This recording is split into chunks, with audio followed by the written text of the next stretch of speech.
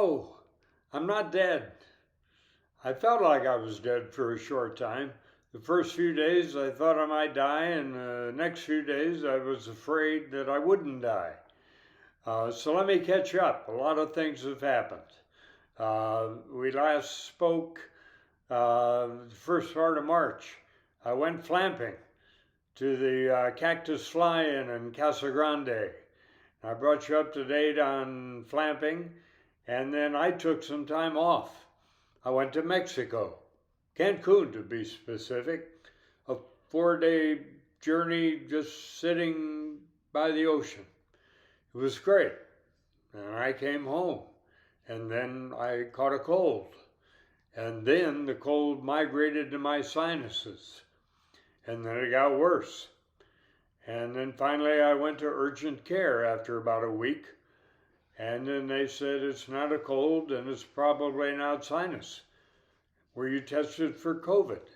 And I said, well, no, because it was a cold. And I'm dehydrated because my lower back is aching because my kidneys are acting up. And they said, no, COVID does that too. So basically, when you get to be my age, or maybe over 50, I don't know, COVID is everywhere and everything. So I lost some weight, and then I went on antibiotics, and then I went on a steroid. And after a couple of weeks of feeling like crap and coughing and what have you, I finally started to feel human again. And about that time, my wife and I decided to put our house up for sale because in the development that we live, we feel that the prices are near their peak, and our home had a lot of equity in it, and we thought that we would take that equity and run. And so we listed it for a price that we thought was fair, and within a couple of weeks, we got a full price offer. We took it, and we're in the final process of packing up and heading down the road.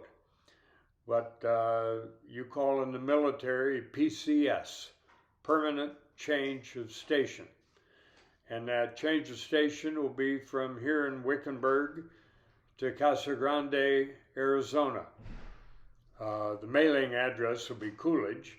But basically, Casa Grande will be our base of operations, both physically and the airport, about 15 minutes away.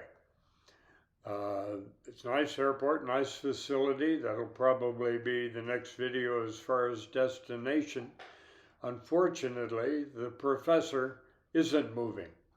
So we've discussed options, and he's elected to withdraw from the membership and remain behind. I hope to still have his full support, morale-wise, and I'll continue solo, if you will, to provide videos. And now, as the dust settles from the move and my health is returning, and the cataract surgery is behind me, my eyes are good, my health otherwise is good, and the weather is good, as it always is in Arizona. I can return to flying for Bravo Lima and bringing you some informative videos about where to go in Arizona. So, I apologize for being incommunicado. Hopefully now you'll understand, instead of wondering where in the wide world of sports I've been. So bear with me a little while longer. I'm making this video on the, the 17th of April. Our move day is the 26th of April. So give me a break now. I got to get down there. It's about 2 hours south of where we're physically located now. And then, of course, we got to settle in there. The airplane will follow around the 1st of May, and if you've ever moved, it's not the greatest ordeal that you'll go through. So just let me get settled, and then I'll do some flying. We'll do some videos, and in Arizona, the challenge as the calendar approaches summer is the heat. And light sport, as you know, not a lot of power under the cowl, so flying will be early in the day. Heat goes up, density, altitude goes up, winds pick up. It's not as smooth as dry. So generally breakfast flying. But we'll do that, and I'll get a couple of videos out, and hopefully things will return to what we call normal in Arizona. And the rest of the country, this is when you get the shackles off of your winter rustiness and return to flying. So I'm looking forward to getting back in the air. I've had a couple of flights, and I'm rusty. So as we climb back into the cockpits for our various and sundry reasons, go slow. Sit there, take that extra 5 minutes at the end of the runway, and double check, maybe triple check. Say, have I done everything? Take a second look at that checklist, both on the paper if you use one, or on the screen if you use a glass cockpit, and in your head, and say, okay, am I ready? If I am, okay. Just talking on the radio. If you haven't flown in a while, that doesn't come automatically either.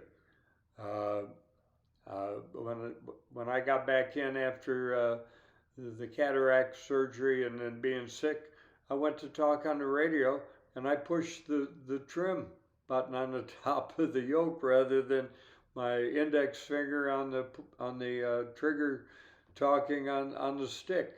So the most automatic response isn't automatic. So, and then when you're done and you come back, debrief yourself. If you're solo, get back in the chocks, stop, and whether it's done right there or when you get home and you're having a beer,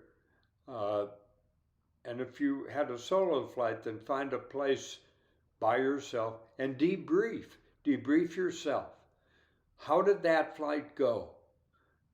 Was everything the way you wanted it to be? And if you flew with someone else, a fellow pilot, then draw on them. A good question at the end of every flight with another pilot, whether they flew or not, ask them, did you see anything? How did I do? Draw on them and trust them to be honest back with you and say, well, you know, you're a little rusty. How was your radio call? Pick nits. This is the time to pick fly poop out of pepper, if you will. Be your own worst critic. Don't get on the ground after a half-assed flight and say, well, it all worked out. Let's go home. Don't do that. We'll fly for as long as we fly and never be able to make all the mistakes. Nobody lives that long. We learn from our mistakes and the mistakes of others. So if you make a mistake, learn from it and vow never to make that mistake again. And the only way we do that is if we recognize it, think about how we can prevent it from happening again, and then never do it again. But the only way to do that is to debrief ourselves And I can guarantee you, I will never hit the trim button again when I go to make a radio call. It sounds real stupid, and it is. But the only way we get it into our head is to accept it, recognize it, accept it, talk about it, and laugh about it afterwards and share it with other people. So if they've never done it, they can say, holy cow, that can happen. Yeah, it can happen. Happen to anybody, happen to everybody one time or another. There's an old saying, guys and retractable gear airplanes, there are those that have made gear up landings and those that will. So debrief yourself. Been a long, cold winter for a lot of you. So when you get back in there, accept the fact that you've had that layoff and go slow. And when you're done, think about it. Think about what you didn't do 100% and do better the next time. Okay, I'm going to get ready to move. And everybody else, get in there, brush off the rust, and fly safe.